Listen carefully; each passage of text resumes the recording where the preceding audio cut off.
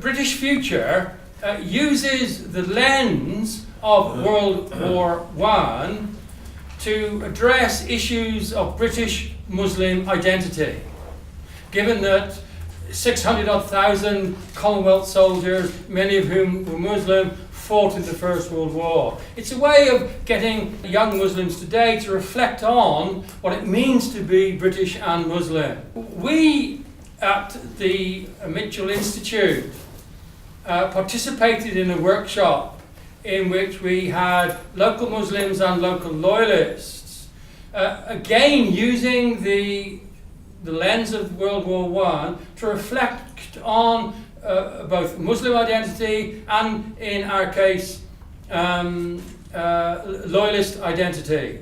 Now, to give some context to the British Future Mitchell Institute workshops, Nuala will be talking about the difficulties of memorialisation immediately following the First World War. A century on, William will be talking about how Ireland memorialised and commemorated the war in a different context. In Ireland, efforts to mark the decade of centenaries are intense, and in Northern Ireland have become part of a wider narrative of reconciliation, inclusivity, and a reabsorption of this period of history into popular memory. Historically, the narrative of the First World War commemoration in Ireland was consistently in dialogue with the narratives attending to the national question. From the recruitment campaigns in the early days of the war to the commemorative rituals following the armistice, Ireland's role in the war was consistently interpreted through the lens of conflicting allegiances of identity on the island. In Belfast, the central role of the 36th Ulster Division in the Battle of the Somme anchored the memory of the war around that single event. The commander of the 36th Ulster Division opined, "We could hardly have a date better calculated to inspire national traditions amongst our men of the North." The huge losses in the first days of the Somme focused Ulster minds on the personal bereavement experienced by close-knit communities and cemented a sense of the social nature of Ulster's sacrifices in the war. The theme of today, I think, relates to the challenge that we've tried to address in our approach to 1916 is really the theme of inclusion. And I think that's fundamental in terms of kind of what your project is about in terms of British futures and recovering that dimension of the Muslim involvement in the war. And ultimately, we all know that these events, the reason why they are important is not simply because they're interesting historical events, but because they have very particular resonance to contemporary life and across in terms of whether it's from their importance in terms of people's family histories, or whether it's their importance in terms of the currents of political thought, you might say, which continue to be important and in some ways dominant in terms of our political culture. It's a devotional book. It's very small, and it was belonged to a soldier who was killed in the first day of the Battle of the Somme. And the red is actually the ink, but the brown is the blood stain. And these, along with other personal effects, were sent home to his family. And in many respects, when we think of the war and the sort of like the casualty rates, which are often so mind-boggling, it's sometimes objects like this that really make it real and just emphasise the human cost of war and the impact on families. So, just in conclusion then, we've carried out quite extensive evaluation on all of our exhibitions, and generally the evaluation's been positive. Our role is also to challenge and offer kind of new perspectives. And it's important, I think, that people feel that they have the opportunity to sort of say what they think, whatever it is, and just express their view. As a National Museum, we have to be inclusive in our presentation of history and our programmes. And in many respects, it's a critical measure of success for us. The more inclusive we are, the better we are. And I think that's our role in society. If we can enable connections to be made, it's about having an open-ended conversation with our visitors. It's about contributing to public debate. It's about respecting that there are different points of view and accommodating them where appropriate. But as I say, we stand on that, on a clear platform of inclusion unapologetically. So I think too, widening out our perspectives about the war has happened, and this project has been part of that, I think. Beginning to understand that this was truly a global war, and encompassed people from all kind of religious and ethnic backgrounds, and of course the huge empires that dominated the world back then. So all the stuff that's unfolding around us today in the Middle East reminds us that much of the shape of that the world took, came about because of events way back then. it gives a broader perspective in terms of how we think about issues like partition here in the island, because it wasn't simply the map of Ireland was being redrawn, it was the map of Europe and the map of the world to a large extent as a consequence of the First World War. People are no longer family connected to the First World War, 1916, but their imagination is still connected to it, and that's what we need to feed. What the outcome of it is, who cares? Let's look at it and see where it takes us. British Future are a think tank, a non-partisan, independent think tank. Themes of inquiry: identity, integration, immigration, and opportunity.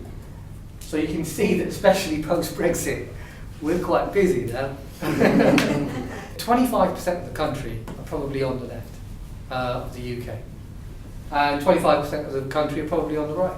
But that leaves us with 50% of the country who yet haven't made up their minds. And these are generally those 50% that we call the anxious middle. And these typically are people who have genuine questions about immigration, genuine questions about integration, concerns about what immigration might mean for resources, what integration will look like and how it might affect their sense of identity. What we'd like to do is influence a conversation around the country where we can discuss issues of integration, immigration and opportunity in a way that's inclusive genuinely for all. With the commemoration was coming an important opportunity to bring the country together on the basis of a shared history. We discovered that 80% of the public agree that because the British war effort included Empire and Commonwealth soldiers from countries including India and the West Indies, Australia and Canada, it's important for integration today that all our children are taught about the shared history of a multi-ethnic Britain.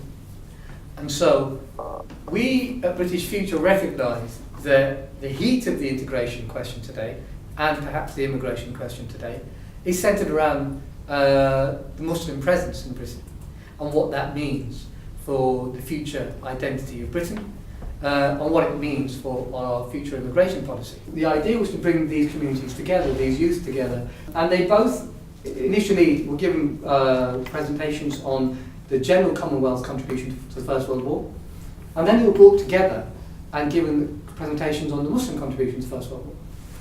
Then, interestingly, what they did is went out and interviewed the descendants of those Indian Muslim soldiers who are living in Birmingham today.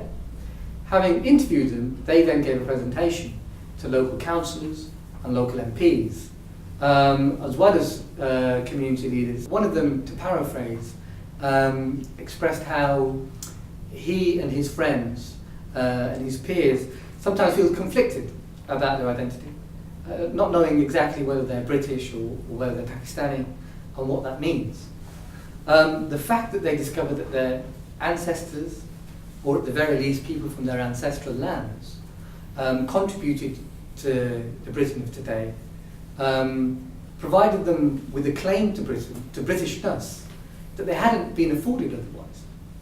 And that allowed them to feel more British. And also gave them a pride and a reason and a way in which to combat, I suppose, suspicion about how British they might be seen to actually be. Also, the non-Muslim youth expressed that they desired that this should have been taught to them in history when they were learning about the First World War. Because this was relevant information, because this dealt with how they could engage with their peers who they live alongside in their cities.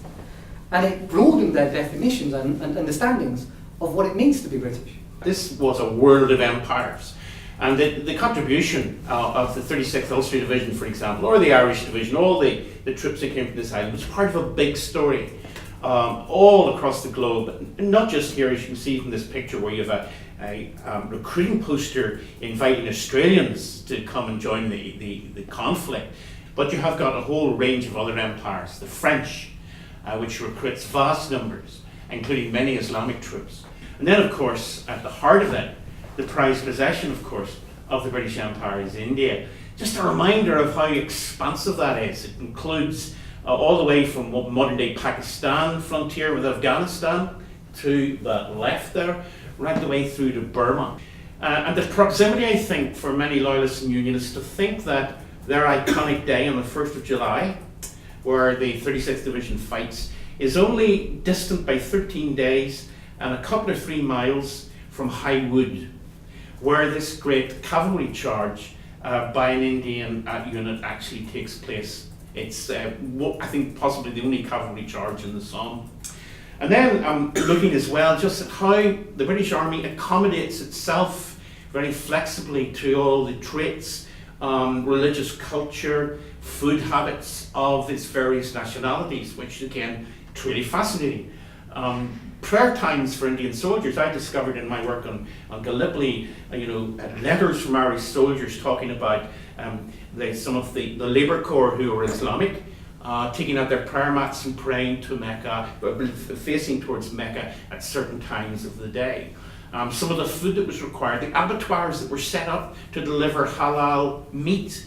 I think it worked because both see the similarities and how they fought in the war together, and they were able to come over, and it's the sense of Britishness both parties feel, and that's it helped them to come together.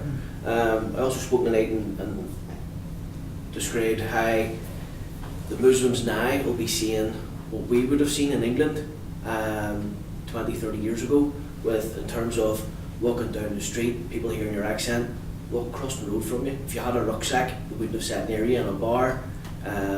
That's now starting to happen to the Muslim community. So we had that sort of comparisons together too. We were able to say then, we went through all that, we know what it's like. And it was to sort of show that it's only a small minority and it's not the broader Muslim people, because the broader Muslim people are peaceful people. And it was the same as loyalists, British, Irish, whatever you want to take, coming over from Northern Ireland, going over to the mainland.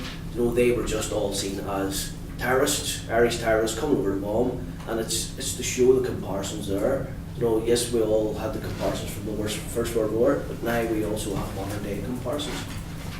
Actually, there are interesting parallels between loyalism and the Muslim community, because both suffer from kind of stereotyping.